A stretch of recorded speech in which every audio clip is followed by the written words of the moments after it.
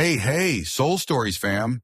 We've got a swoon-worthy love story for you today. Let's jump in and tell us, what city are you watching from? On a weekend afternoon, Moonlight Cafe buzzed like a beehive. The clinking of spoons against porcelain cups, the sharp scent of roasted coffee filling the air, and the hum of lively chatter blended into one. Tanya Washington sat in the waiting area, clutching her worn-out purse, glancing at her watch now and then. Today she had an important interview, and to Tanya, coffee wasn't just a drink. It was the only medicine that could steady her nerves.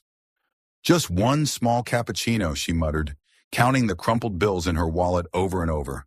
A total of $347, enough to scrape through the month, but not enough to live like a normal human being. She pressed her lips together, about to step toward the counter, when a familiar laugh rang out. Deep, drawn out at the end. That voice she used to hear every morning when she woke up. The voice she once thought would stay with her for life. The blood in Tanya's veins froze. She turned her head slowly, like someone too afraid to face their own nightmare. In the corner under the warm yellow light sat Jerome Patterson, lounging with ease. His navy suit fit perfectly, and the gold watch on his wrist flashed each time he raised his glass of wine. What made Tanya want to vomit was the girl sitting next to him. Young, red lips, short dress, giggling as Jerome leaned in to whisper in her ear. "Damn it!" Tanya clenched her teeth, her heartbeat racing. 3 months. It had only been 3 months since they broke up. Jerome, with his excuse of needing freedom, had left her behind with a shattered heart. And now there he was, parading his new happiness right in front of her. "Tanya? Is that really you?" Jerome's voice rang out, sweet as fake honey. He stood up, deliberately drawing attention. What a coincidence. Long time no see. It felt like the whole cafe turned to look at them. A chill ran down Tanya's spine. She didn't want to be Jerome's spectacle, nor did she want to hear another lie from his lips. A reckless spark lit up in her mind. A second later, Tanya spun around, rushing to the nearest table, where a stranger sat alone. He wore a white shirt, held a newspaper in his hand, his face angled under the light. Without thinking, Tanya bent down and wrapped her arms tightly around him. Her breath came fast, her heart pounding as if it would burst from her chest. "I'm sorry," she whispered urgently. "Please pretend you know me. Please." The man stiffened for a moment, his eyes lifting from the paper. Cold gray eyes, deep as winter stones under a frozen lake, locked on her. But instead of pushing her away, he raised an eyebrow, the corner of his mouth curving into a dangerously slight smile. "Holding me this tight," his voice was low, steady, tinged with sarcasm. "People might actually think we're real." Tanya flinched, her face burning. She couldn't reply, only dared to step back half a pace, but his arm didn't move, letting the entire cafe believe they were lovers reunited. Jerome stopped at the table, his displeasure written all over his face. "Oh, sorry, I didn't realize you already had a new boyfriend."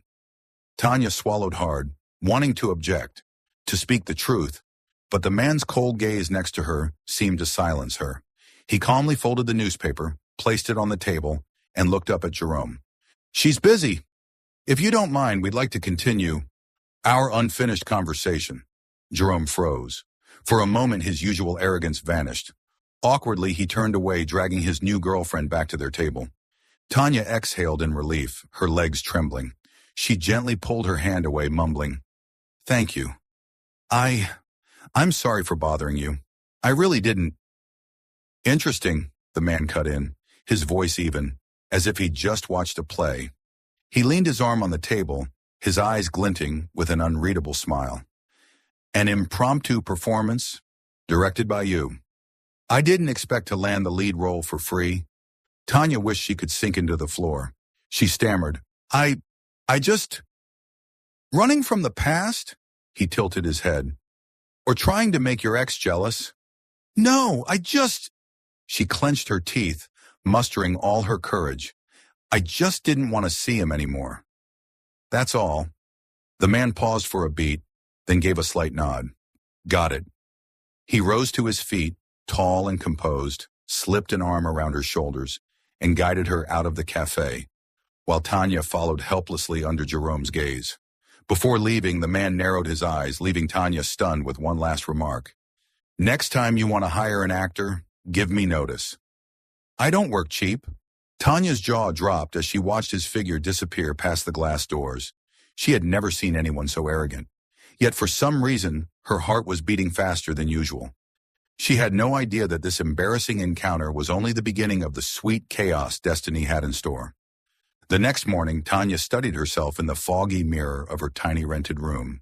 She smoothed the crease on the white shirt she had carefully ironed the night before, pulled on the gray blazer she'd borrowed from her neighbor, and tied her hair back in a neat low bun. Good enough, she told herself, even though the worn-down flats on her feet reminded her that her financial puzzle was still unsolved.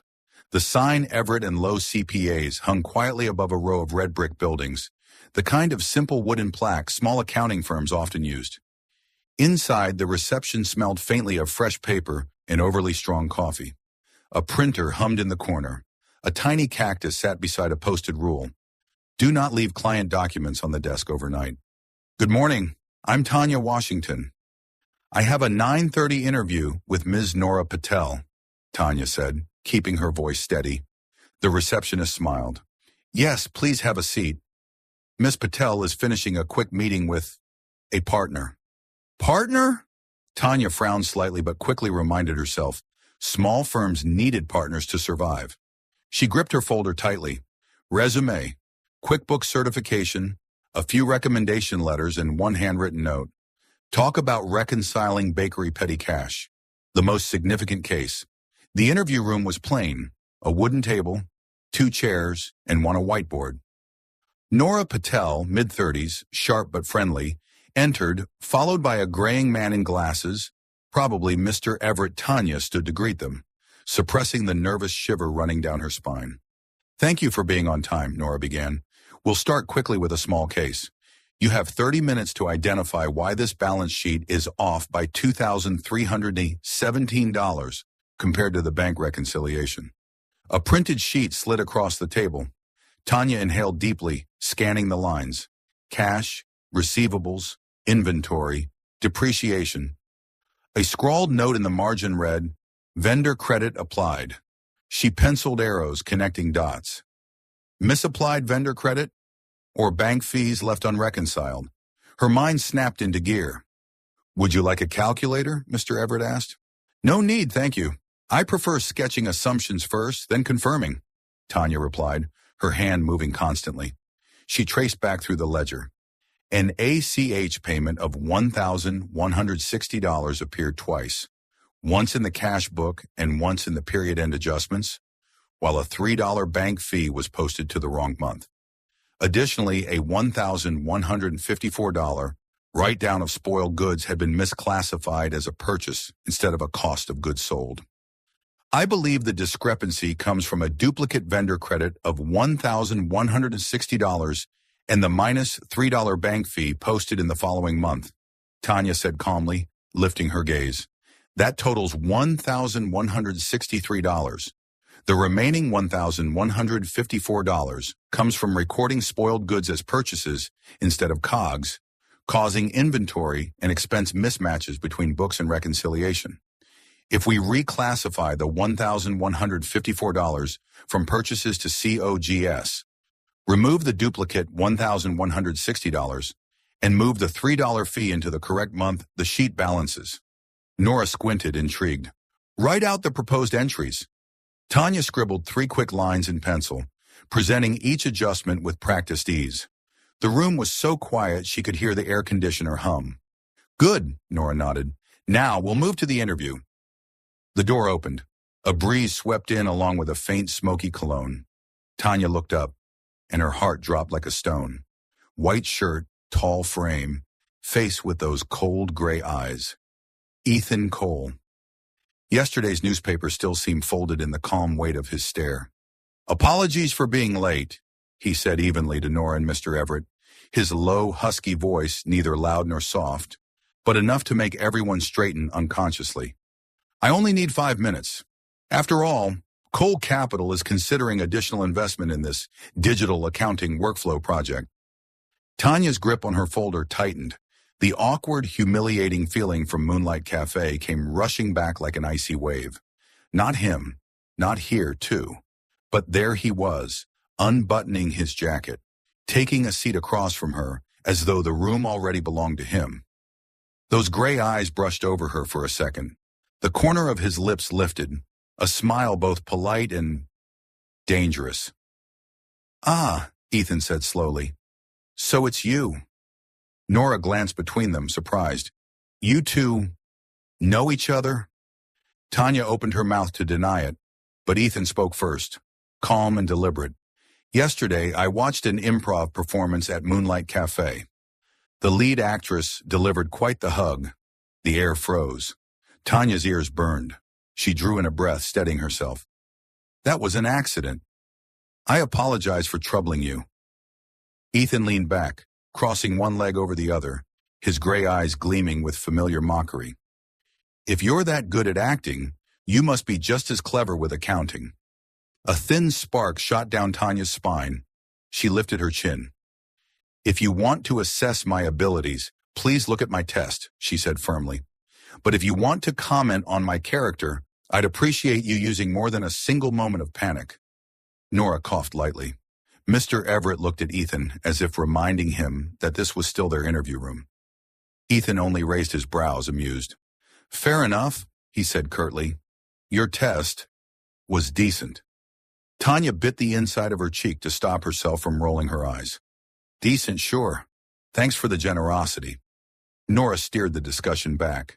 She asked about Tanya's experience with petty cash, handling vendor credits, and reconciliations in data-poor environments. Tanya answered clearly, with concrete examples. A bakery she'd worked for, an auto shop that mixed personal and business expenses, and a church fund that needed careful reconciliation. "How do you handle it when a business owner insists, 'I remember paying,' but has no proof?" Nora asked. "I don't argue," Tanya replied. "I make a list, what we know, what we believe, what we need to prove. Then I request access to the bank account to pull statements. Numbers don't lie, but people will if cornered. I avoid cornering anyone." Out of the corner of her eye, she saw Ethan tilt his head. "Numbers don't lie?" he echoed, testing. "They can be manipulated if someone wants," Tanya shot back, "but cross-checking always exposes it." Something flickered in his eyes. Not quite a smile. "Good. I hate easy, empty answers." The interview moved into a scenario. A small client wanted to push revenue into this quarter to secure a loan. Tanya didn't hesitate 2 seconds before saying no. "I'd suggest they focus on improving receivables turnover and inventory instead of manipulating revenue recognition. They can negotiate loan terms with real cash flow projections, not inflated ones." "Not afraid of losing clients?" Mr. Everett asked. "I'm afraid of losing my conscience," Tanya answered softly. "Losing one client for telling the truth still lets me sleep at night." Ethan tapped his fingers against the armrest, unconsciously, eyes never leaving her face. "You say no so easily. But can you keep saying it under pressure?" Tanya pressed her lips together. "If pressured, I give 3 choices. Legal with low risk, legal with optimization, or illegal, and I walk away." The air relaxed slightly. Nora leaned back, exchanging a quick glance with Mr. Everett. "Thank you, Tanya. We'll be in touch soon. Before we finish, do you have any questions for us?" "Yes," Tanya said, turning to Nora, avoiding Ethan. "In your onboarding process, who handles account mapping during system transitions? And how much authority does a partner have in approving internal accounting standards?" She glanced at Ethan on the last line. Ethan answered instead, his voice even as if reading minutes. "Cole Capital doesn't interfere with accounting standards. We prioritize operational efficiency and data reliability. But if anyone wants to act, I'll be the toughest audience." Tanya gave a thin smile. "Good thing I prefer playing my own role. Accountant." The interview ended. Tanya bowed her head in thanks, gathered her papers, and only when she reached the hallway did her legs finally tremble. The tension drained, leaving behind a mix of irritation and amusement. Since when did she have to prove herself to some sarcastic stranger? The elevator dinged open. Tanya stepped inside, just as a hand stopped the door. Ethan entered unhurriedly. the small space filled with the metal scent and his smoky cologne. "You did better than I expected," he said, eyes fixed on the numbers flashing above. "I don't need your expectations," Tanya replied, staring at her reflection in the steel doors. "I just need the job." Ethan chuckled softly. "Direct. I like people who know what they want." "Then let HR handle it. No need for you to comment." "Oh," he tilted his head, voice edged with teasing. "But I have a habit of commenting." The elevator opened on the ground floor. Tanya stepped out first without looking back. "Yesterday I owed you a thank you," she said quietly. "Today I hope not to see you again, as a critical audience." "Too bad," his voice followed, tinged with a smile. "If you pass this round, you'll see me in another role." Tanya froze for half a second, then walked on as if she hadn't heard. Outside, late sunlight stretched across the sidewalk, maple leaves swaying lightly. She breathed deeply, shoulders loosening. Annoyed as she was by his manner, she couldn't deny one thing. She had done well, and that mattered more than any sarcasm. Above in the glass office, Ethan stood beside Nora, hands in his pockets, eyes following her figure crossing the street. "She has an eye for numbers," he said, concluding. "And a backbone." Nora nodded. "I'm thinking of giving her a 2-day practical test. If she passes, she's on the list." Ethan's mouth curved faintly. "Give her Asteria Logistics.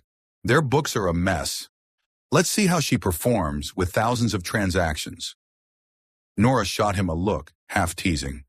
"Do you ever talk without mocking someone?" "Yes," Ethan replied, still staring outside. "But rarely with reason." Sunlight glinted against the glass. Down below, Tanya stopped at another cafe, not Moonlight, and bought a small cup. She texted herself, "Day 1, faced the past, stayed calm. Day 2, faced Ethan Cole, stayed quiet." Then she laughed to herself. She didn't know the place she swore to quit had quietly shifted into another story. Not just a hug to avoid the past, but collisions that neither of them could walk away from. And fate, like a balance sheet off by $2,317, was about to force them into reconciliation until everything aligned. Evening was falling, and the city lights began to glow. Tanya had just left Everett and Lowe's office, her mind still spinning with balance sheets. The morning interview had been tense, but she felt she had done well. A small flicker of hope rose inside her, enough to treat herself to a cheap bubble tea at the corner shop. She had barely stepped out when a familiar figure blocked her way. Jerome Patterson. "I just want to talk," Jerome said with a dry smile, his hand stopping firmly on Tanya's shoulder. "Haven't you avoided me long enough?" Tanya instinctively stepped back. "We have nothing left to say, Jerome." "Leave." Jerome frowned, tugging lightly at her arm. "You think you can just walk away that easily? I cared for you. I gave you everything." "What you gave," Tanya cut in, her voice trembling but firm, "was only the humiliation of betrayal." "That's enough." She tried to yank her hand free, but Jerome gripped harder. Curious eyes from passers-by began to gather. Tanya's heart pounded wildly, genuine fear rising in her chest. And at that moment, a low, cold voice spoke from behind. "Looks like she's not interested. How long do you plan on holding her?" Jerome spun around. Ethan Cole stood there, hands in his pockets, those gray eyes cutting straight through him. No shouting, no threats, yet the weight of his presence was enough to make Jerome hesitate. "This is between us," Jerome muttered. Ethan arched a brow, then lowered his gaze to the hand clutching Tanya's. "Let go!" Now. In that brief instant, Tanya felt a sense of relief. Jerome cursed under his breath, flung her hand aside, and stormed off in frustration. Tanya drew in a sharp breath and turned to Ethan. "Thank you." But before she could finish, she saw that familiar mocking smile curve his lips. "You owe me a hug," Ethan said slowly, as if Moonlight Cafe had been only yesterday. "Today you can repay it by doing as I say." Tanya's mouth fell open. "Excuse me, you rescue me and then collect debt?" "Yes," he nodded without hesitation. "I need a temporary assistant for a project." "You'll do. Consider it repayment for the hug." "You're insane," Tanya laughed bitterly. "I don't even know if I'll get the job at that firm." Trust me, you'll have work. Just not comfortable work. His eyes glinted with challenge. The next day, Tanya received a call from Nora Patel. Congratulations, Tanya. You passed the interview. However, we'd like you to start immediately on a small project in the role of data control assistant. You'll be working with the investor's representative. Nora paused for a beat. Mr. Ethan Cole. Tanya nearly dropped her phone. No way. But it was true. The small meeting room, a projector screen, and stacks of thick documents. Tanya took a deep breath before stepping in, determined to keep calm. Ethan was already seated, black shirt neat, flipping through files. He didn't look at her right away, but said flatly, "We'll be reviewing the accounts of Asteria Logistics. Their books are a mess, thousands of transactions unclassified. You filter the data, I'll match against contracts." Tanya pulled out a chair, biting back irritation. So basically, you want me to do grunt work? Ethan glanced over, the corner of his mouth curving. If filtering data is grunt work, then yes, but I'll be checking to see how clean you filter. Tanya gripped her pen tightly. Fine, I'll do it, not for you, because it's the job. No difference, he replied curtly, returning to his file, leaving her fuming. The following days were a disguised Cold War. Tanya hunched over Excel, eyes blurring from endless data entry. Ethan passed by occasionally, dropping barbed comments as casually as breathing. One wrong line, and the client could lose hundreds of thousands. Don't let your hands shake. You type fast. Hopefully your mind keeps up with your fingers. Tanya often wanted to throw the whole stack of papers at his face, but strangely, every time she snapped back through clenched teeth, he only smiled, like he was waiting for her to fight back. Enemies, forcibly tied together. Quarreling at every step, yet unable to stay apart. And in those moments, Ethan fell silent, eyes fixed on the screen. Tanya caught glimpses of something not nearly as cold as his words. Late at night, when everyone else had gone, and only the yellow glow of desk lamps lit the keyboards, Tanya slumped forward, sighing. I'm going to lose my mind. Across the table, Ethan still pored over reports. He didn't lift his head, but his deep voice carried evenly through the quiet room. Don't worry. I'll make sure you lose your mind just enough to keep working with me. Tanya's eyes widened. You? His mouth curved slightly. Relax. I won't let you run away. And for the first time, Tanya couldn't tell if she was furious or if her heart had just skipped a beat. On Monday morning, Everett and Lowe's office buzzed with the sound of keyboards and the scent of freshly roasted coffee. Tanya sat hunched over her screen, her eyes blurring from staring at thousands of lines of data. She tried to appear calm, but working side by side with Ethan Cole day after day had her nerves strung as tight as a wire. He sat across the table, white shirt buttoned to the collar, flipping through files. His face always seemed veiled in a cold mist, untouchable. Yet whenever he opened his mouth, it was as if his words were designed solely to get under her skin. If you keep fumbling, Ethan said in his deep, steady tone, eyes never leaving the papers, I'll just have to reteach you. After all, I can't afford to lose my special assistant. Tanya slammed her pencil against the desk with a sharp crack. I don't need you to teach me, she bit out, each word clipped. And I'm not your special assistant. I'm a project staff member, understood? Ethan finally looked up, his cold gray eyes glinting with a flicker of challenge. Yes, you're project staff, but you're also the only one who's ever used me to escape an ex in the middle of a cafe. Tell me, has there ever been another employee quite that special? Heat rushed to Tanya's cheeks. Words stuck in her throat. She spun back to her screen, determined not to let him see her blush. She would not give him the satisfaction of belittling her again. In the days that followed, Ethan stayed the same, cold as ever, yet dropping comments that drove Tanya mad. When she mistyped an Excel formula, he said lazily, Not bad. You just made an error that could have cost the client about a car. Good thing I caught it. When she struggled under a stack of files twice her size, he held the door open, but still added, Don't trip. I'd hate to report that my assistant died under paperwork. Tanya could only grit her teeth, vowing silently to prove she wasn't incompetent. But that determination was quickly tested. One late evening, when most of the staff had gone home, Tanya was still bent over reconciling bank statements.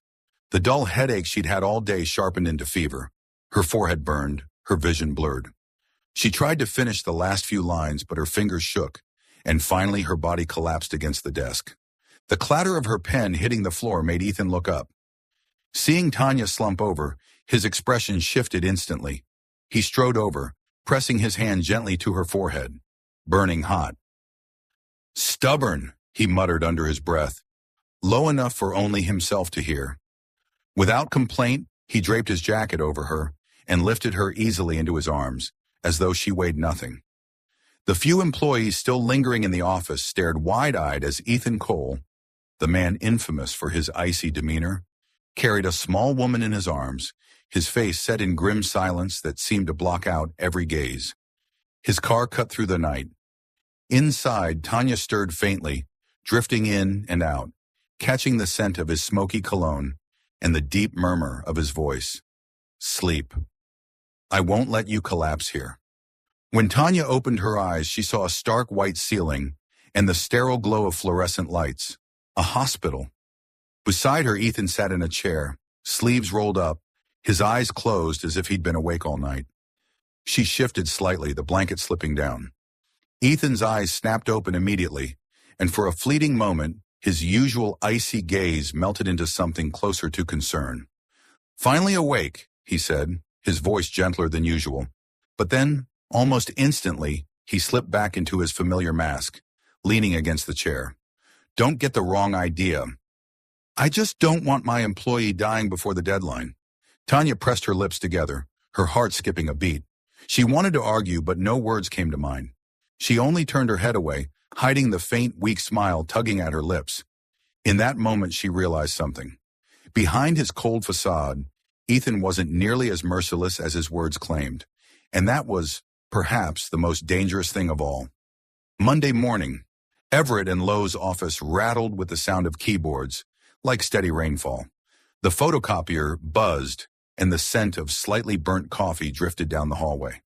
Tanya set her pencil case on the desk, opened the file Asteria_Recon_V3.XLSX, and told herself she would not let anyone, especially Ethan Cole, catch her slipping up. Ethan sat across from her, shirt crisp, gray eyes cold as a winter lake. He leafed through a thick stack of contracts, his deep, steady voice enough to unnerve even without looking up. "If you fumble again," he drawled, "I'll reteach you. After all, I don't want to lose my special assistant." Tanya dropped her pen with a sharp clack. "I am not a special assistant. I'm a project staffer, and I'm not clumsy." Ethan raised a brow, the barest hint of a smile tugging at his lips. "Good. Prove it."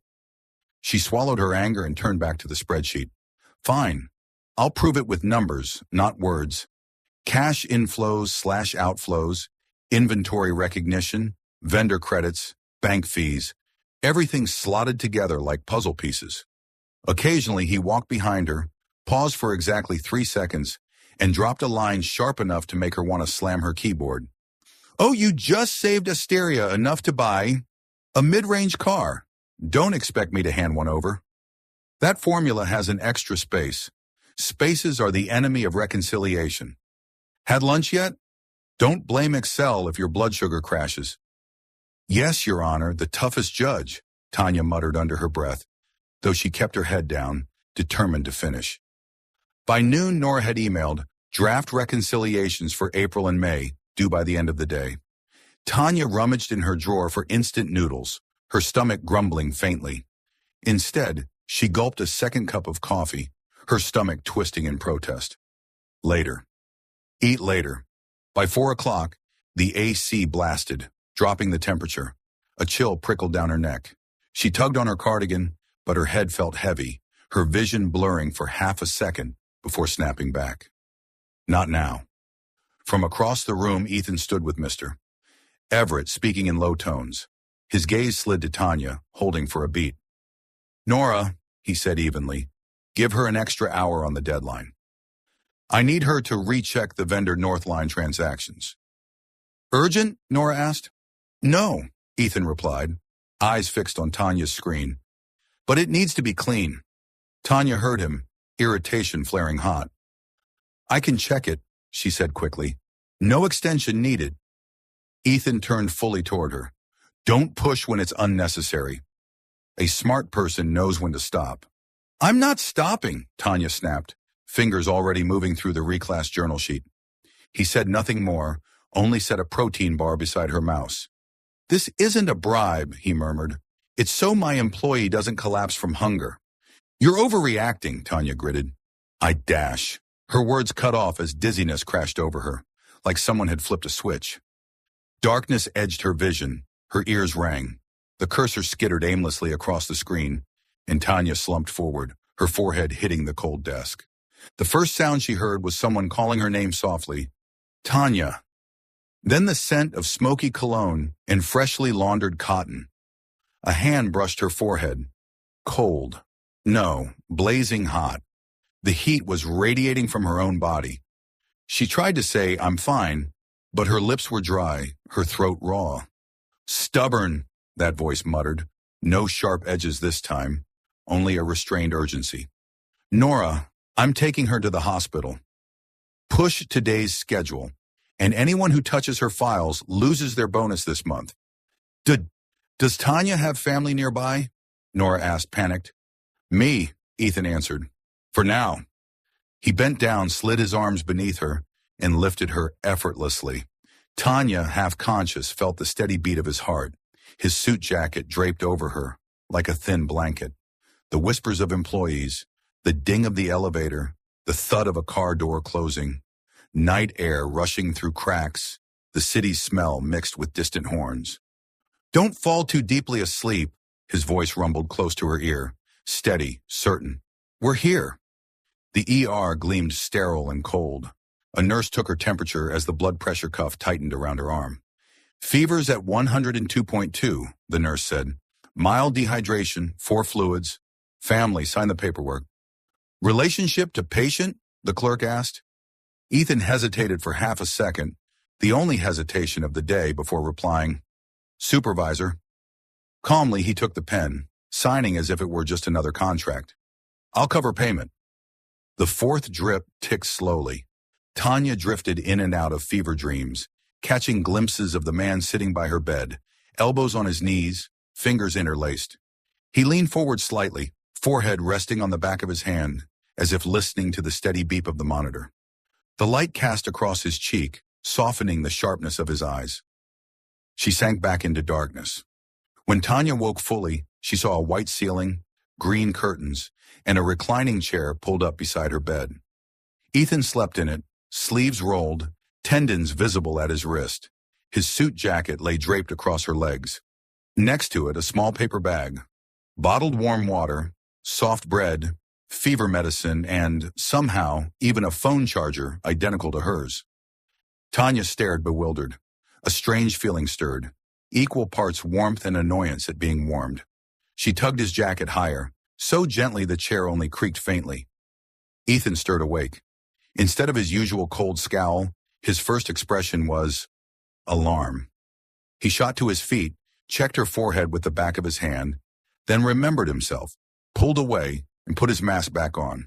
Finally awake, he said, leaning back, slipping into his usual tone. Don't get the wrong idea. I just don't want my staff dying before a deadline. Tanya arched a brow. Thanks, Supervisor. So, what deadline exactly? Extended, he answered evenly. I emailed Nora. You've got 2 sick days. I'll assign someone else to hold Asteria for now. But your reconciliation, you'll finish once you recover. Oh, Tanya sat up slowly, voice dry but steady. So you do know people are human? Ethan was silent for a beat. Don't joke. You had a 102 fever. Should I have left you collapsed in the office? No, Tanya smiled faintly. I meant to say thank you, but I didn't want you smug. The corner of his mouth twitched. Good. Because I'm already smug. He nodded toward the bag. Eat. Soft bread and warm water. Doctor says no coffee for 24 hours. You actually listen to doctors? I listen to people better than me. Tanya took a bite, her throat easing. That's when she noticed her hair had been untangled, her hair tie looped loosely around her wrist. Who? The nurse, he replied.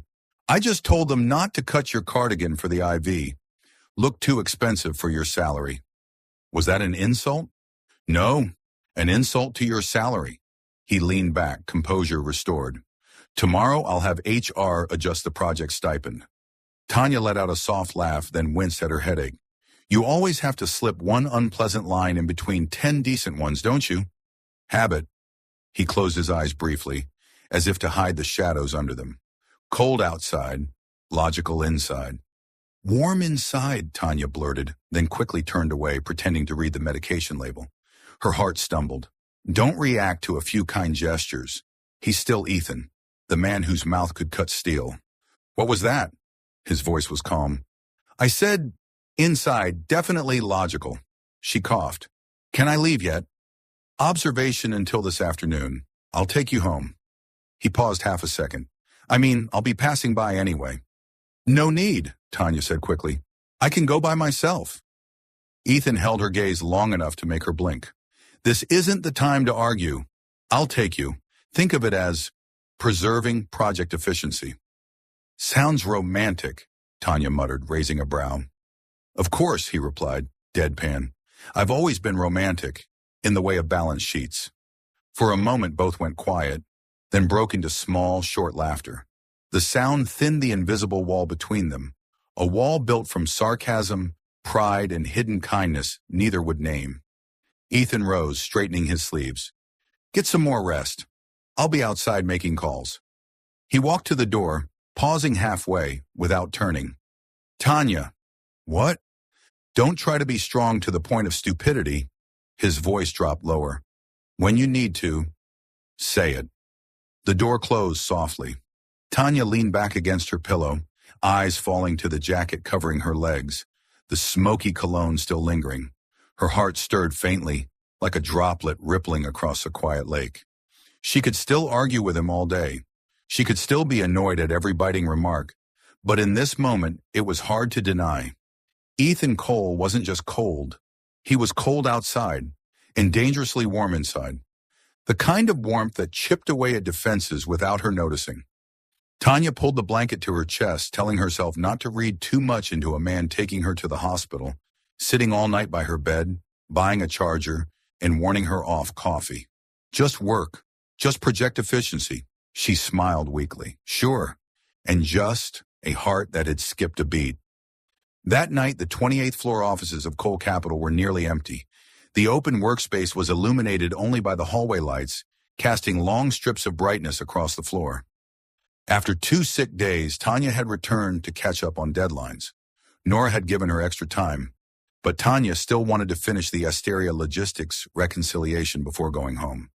She poured water at the pantry sink. A draft slipped in through the door leading to the lounge, a room rarely used late at night, with brown leather chairs, low shelves, and a glossy black piano in the corner, like a secret no one touched.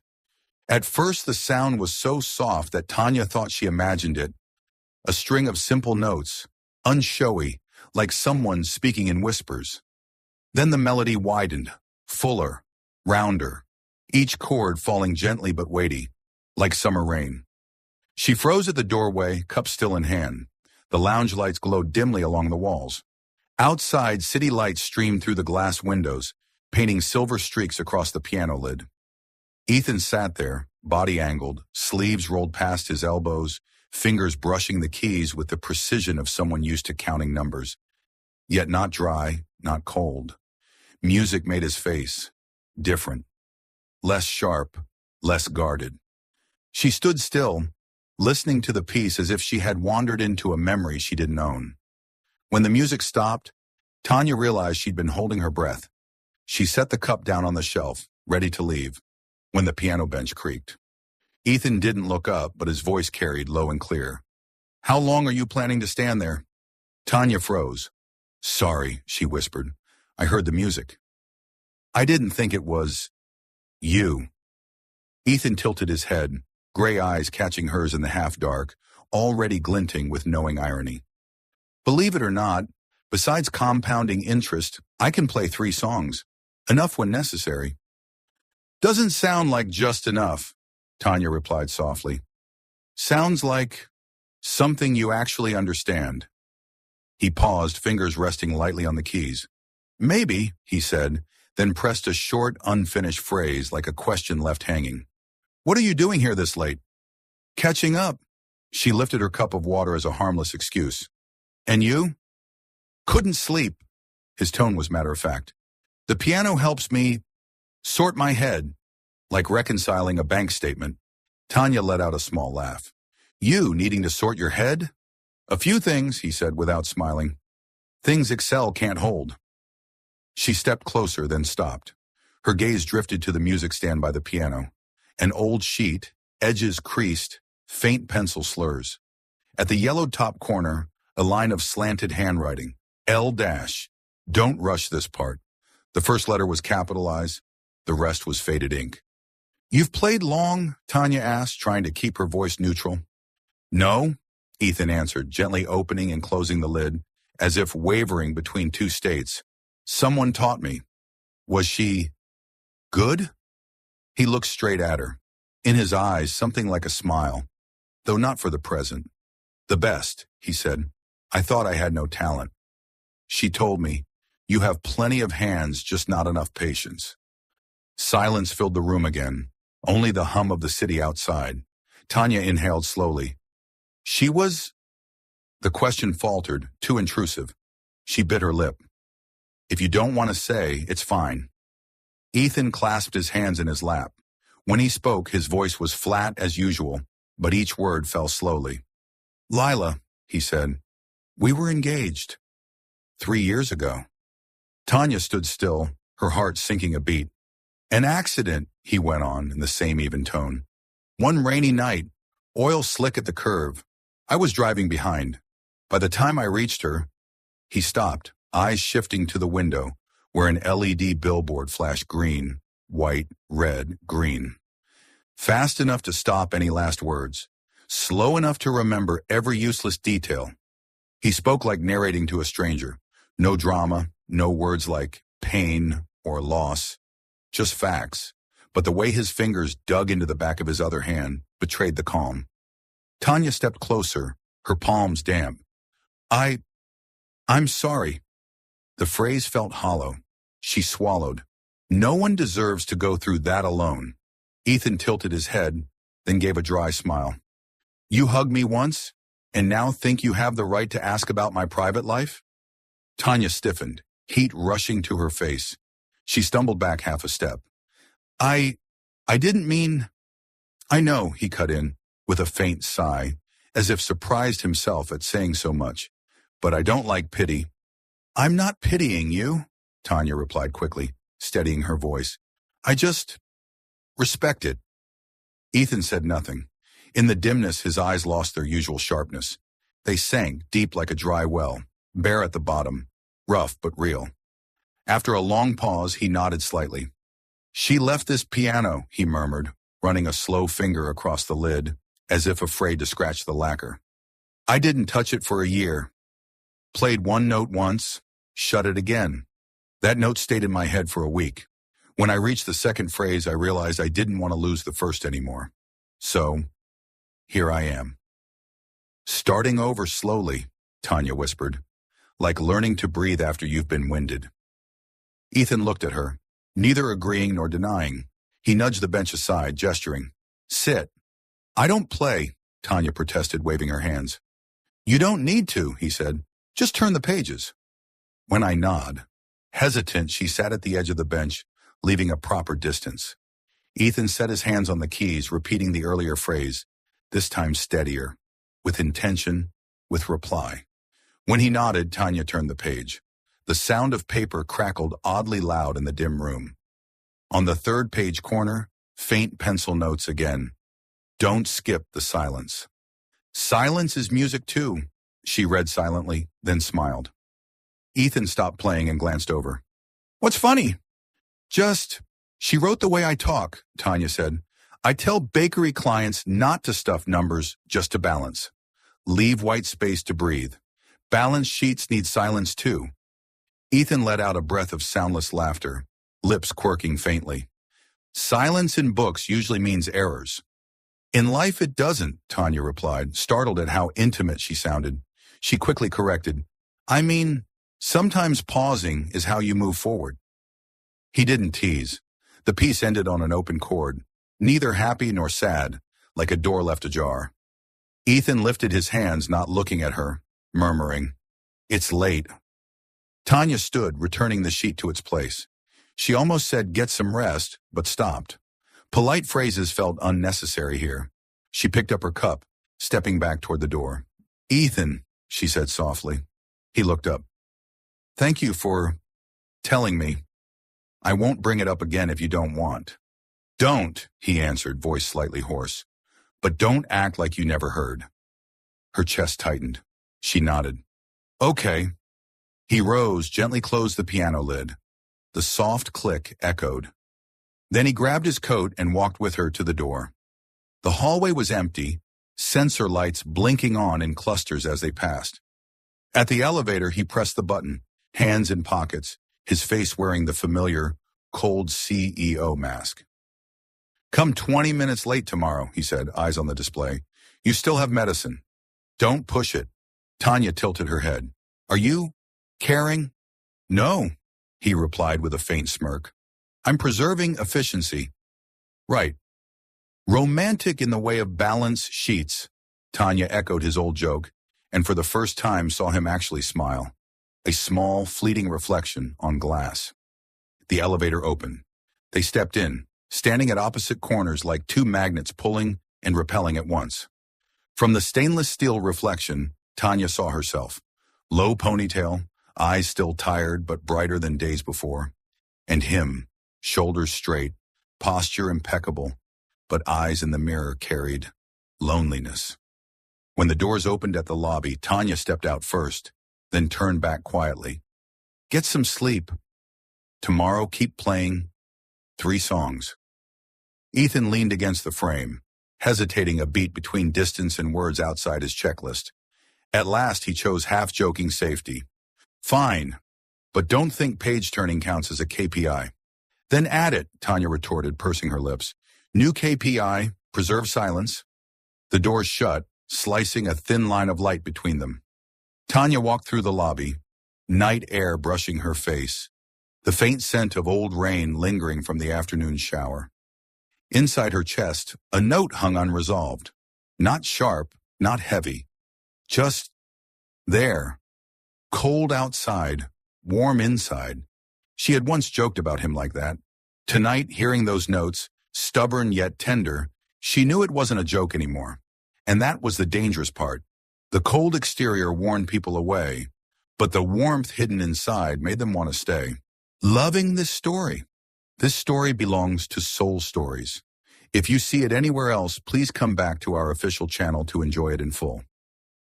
Friday evening, Tanya was about to leave the office when Ethan blocked her path right in front of the elevator. His black suit made his tall frame look even more imposing, gray eyes calm and cold as always. Are you free tonight? He asked bluntly, no preamble. Tanya froze. What exactly is that supposed to mean? Dinner, he replied, his tone flat, void of nuance. Then, as if afraid she'd misunderstand, he added another line, which only made it more arguable. You should feel honored. I've never brought anyone into this kitchen. Oh, thank you for giving me the privilege of being your first cooking experiment. Tanya crossed her arms, half annoyed, half amused. Ethan's lips curved faintly. At least you know your position. Ethan's penthouse on the top floor of a glass tower opened to a sweeping view of the city. Warm yellow light spread across a living room that was larger than Tanya's entire rented apartment combined. But what shocked her most was the open kitchen, spotless, luxurious, and lifeless, as if no one had ever touched it. You call this a kitchen? Tanya gawked. Looks more like a set for a commercial. That's why I said, you're the first to step inside, Ethan answered coolly, opening the fridge. Sit down. Just don't break anything. Tanya perched on a tall bar stool watching him. It was hard to believe a millionaire in a white shirt was chopping vegetables. She bit her lip, trying not to laugh. What are you cooking? Don't tell me it's instant noodles. Mushroom risotto, he said immediately. Simple enough not to be a disaster, complex enough to prove I don't live off canned food.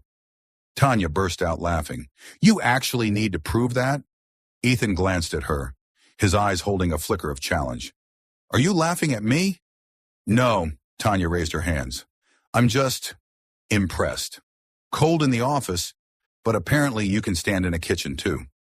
He didn't reply, only stirred the rice in the pan, the smell of butter filling the room. Dinner started a little awkwardly.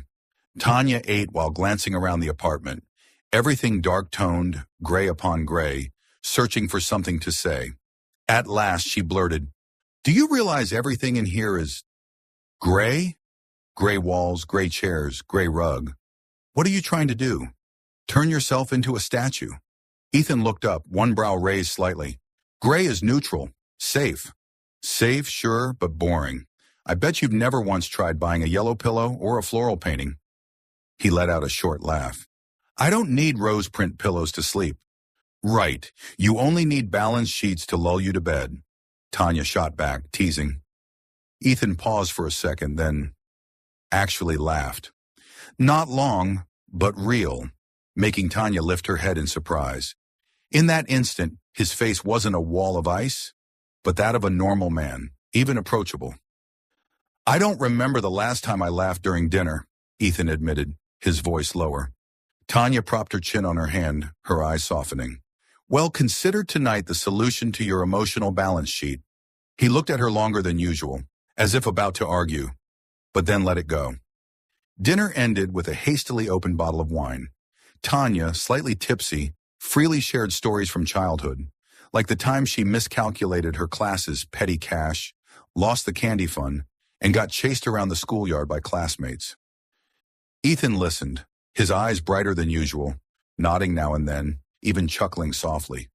When Tanya stood to leave, he walked her to the door. Suddenly, the room fell quiet, the only sound the hum of the air conditioner. Thanks for dinner, she said softly. Don't get the wrong idea. Ethan quickly slipped his cold mask back on. I just don't want my employee fainting again. But the corner of his mouth curved, and Tanya saw it clearly.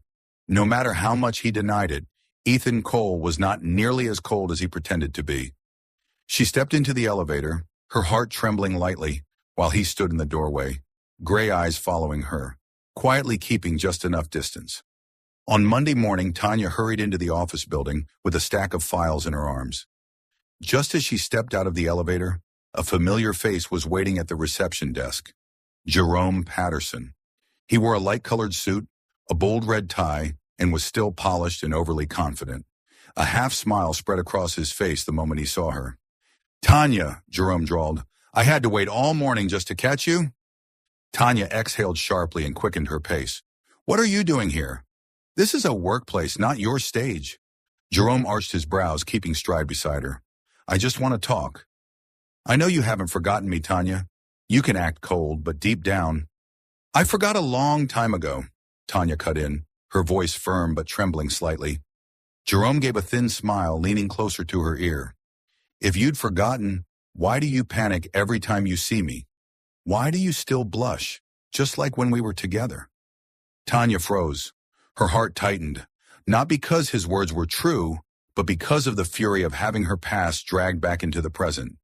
Before she could answer, a deep, icy voice came from behind. She doesn't need to look back at the past. Jerome turned. Ethan Cole stood there, hands in his pockets, gray eyes sharp as blades cutting straight into him. Each word fell from his lips like a knife. Now she has me. The air froze for a moment. The receptionist looked up in shock. A few passing employees stopped in their tracks. Tanya's breath caught, her eyes widening at Ethan. Jerome gave a strained laugh, but his eyes betrayed his defeat. Oh, I see. Guess I was mistaken.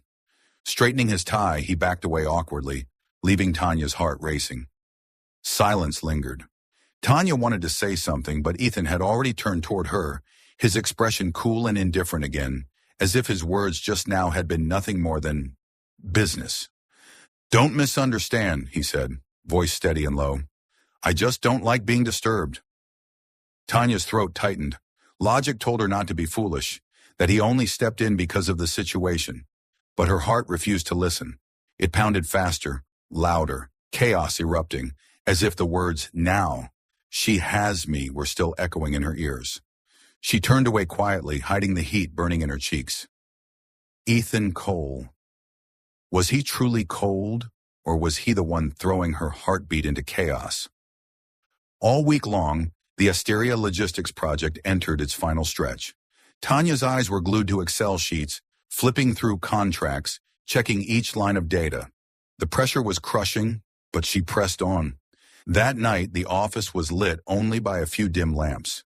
Beyond the glass windows, the city shimmered with streams of headlights. Tanya typed in the last few lines, eyes burning, head heavy.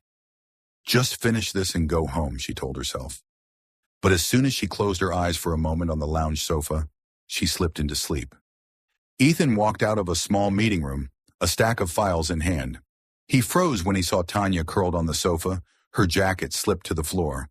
The golden light brushed across her face, her lashes trembling like butterfly wings. For a moment, the world was free of keyboards and numbers, only the small figure of someone who had worked herself to exhaustion. Ethan slowed his steps, his gaze never leaving her. The walls he had built around himself cracked. His chest ached with something unfamiliar, part pity, part warmth. He murmured, voice low enough for the air alone. If you only knew how much you're unsettling me. At that instant, Tanya stirred. Her drowsy eyes blinked open, meeting his. Not cold, not mocking. His eyes were filled with something raw, unguarded. The air thickened. Ethan jolted, quickly turning away. He picked up her jacket, draped it back over her shoulders, his tone snapping back to calm control. Sleeping in the office isn't wise. Go home. Tomorrow will be another long day. Still half asleep, Tanya nodded, her heart racing. Her gaze followed him as he walked away. Inside, she knew. The line between cold CEO and the man she never expected was blurring, piece by piece. Rumors arrived like a summer storm. Monday morning, as Tanya stepped into the office, a coworker hastily hid their phone, but not quickly enough. The headline was clear on the screen. Charming young employee seduces lonely millionaire, office fling, or real-life miracle. Beneath it was a blurry but recognizable photo. Ethan walking beside her, his hand lightly touching her back as they exited the building. There she is again, a whisper. Assistant, my foot. Look at her. Just...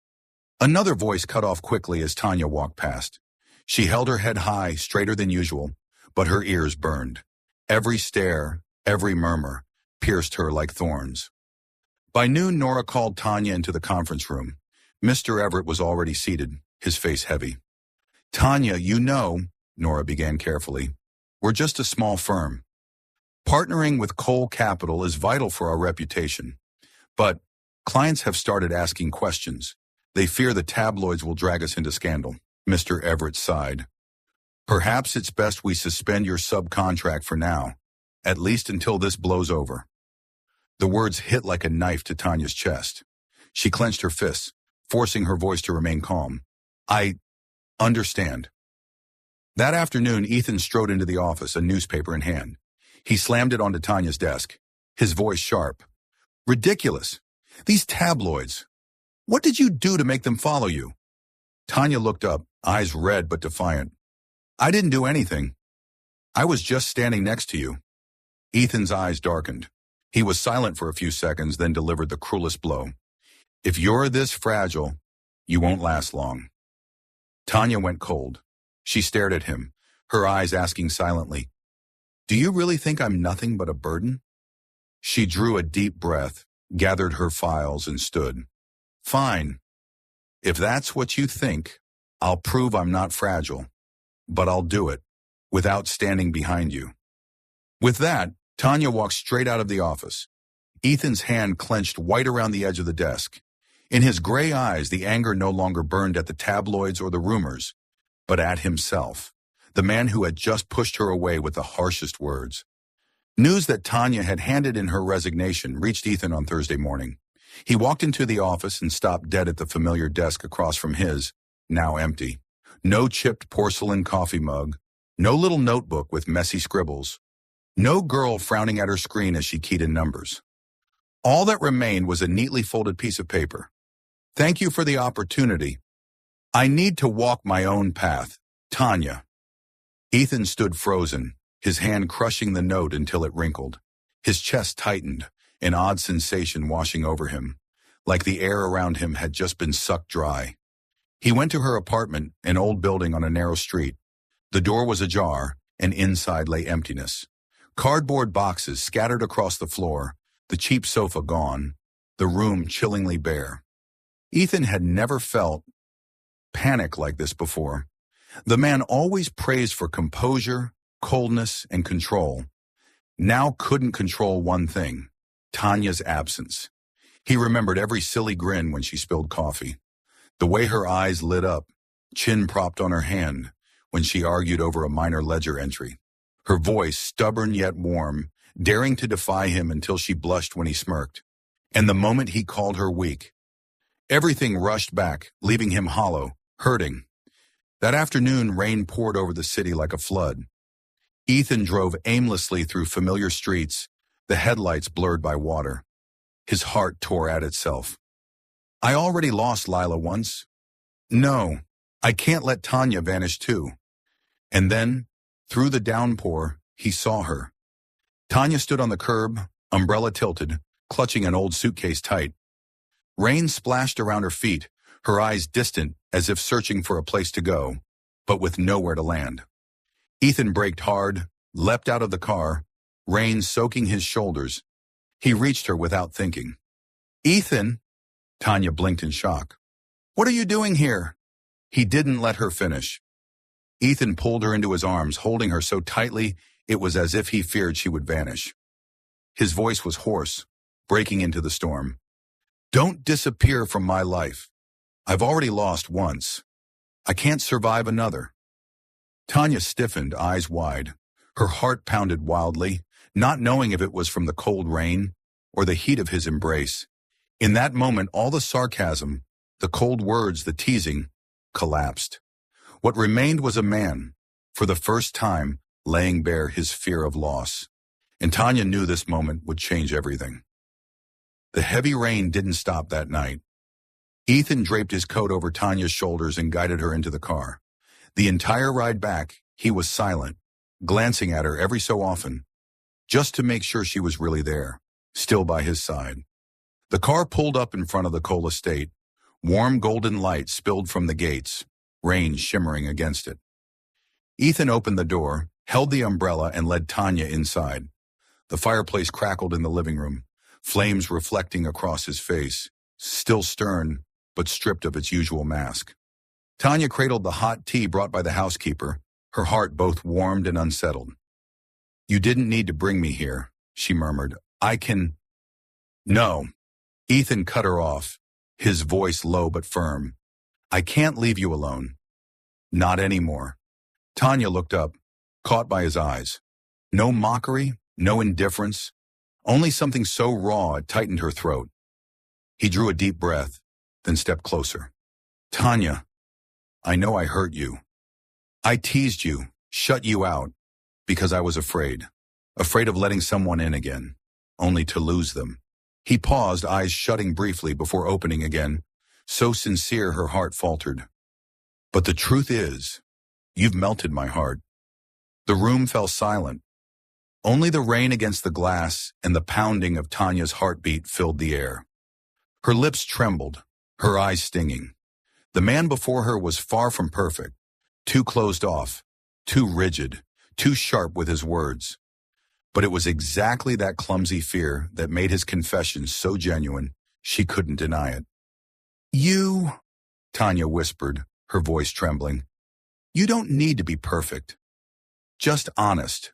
For a suspended moment, Ethan reached out, his fingers still damp with rain, brushing her cheek. Tanya didn't pull away. They gazed at each other, in the final distance dissolved. Their lips met, soft at first, then deeper.